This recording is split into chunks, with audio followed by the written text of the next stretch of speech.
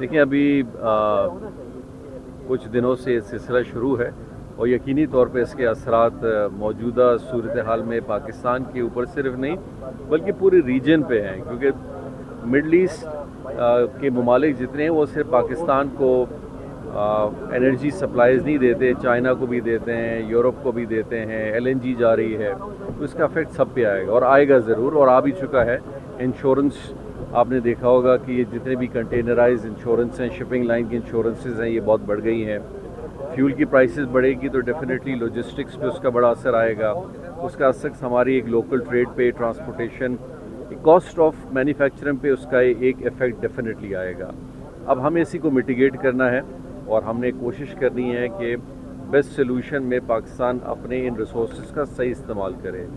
हम अगर अपनी रिसोर्सेज को सही इस्तेमाल करेंगे और उसके लिहाज से हम एक बेटर पॉलिसी की तरफ आगे जाएंगे तो उम्मीद है इंशाल्लाह कि ये चीज़ें अगर ज़्यादा इंटेंस ना हो रीजन की और ये आने वाले चंद हफ्तों में हल हो जाएं तो और बेहतर होगा। अगर ये प्रोलॉन्ग होती हैं तो यकीनी तौर पे पाकिस्तान एक नेट इम्पोर्टर है फ्यूल का और पाकिस्तान की अपनी जो प्रोडक्शन है वो ज़्यादा से ज़्यादा 15% की तरफ होगा या 18% की तरफ होगा। बाकी हम सारा इंपोर्ट करते हैं, गैस की सूरत में भी करते हैं, पेट्रोल डीजल की सूरत में भी करते हैं।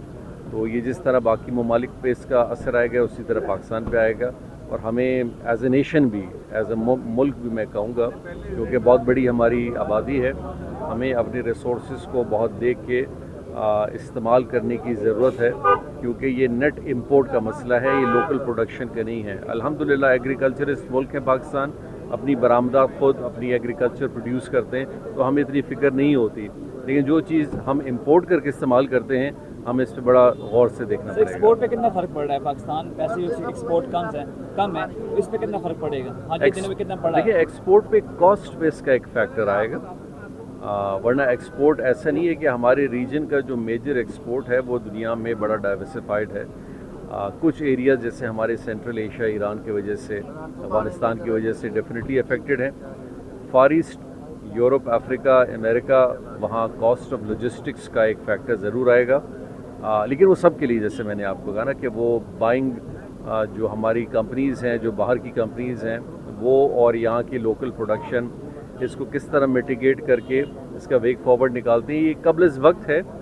सबसे बड़ा चैलेंज एज ए पाकिस्तानी और पाकिस्तान के लिहाज से इंपोर्ट बिल और इंपोर्ट की सूरत में जो फ्यूल है वो सबसे बड़ा क्वेश्चन है, जिसको हम बहुत गौर से देख रहे हैं।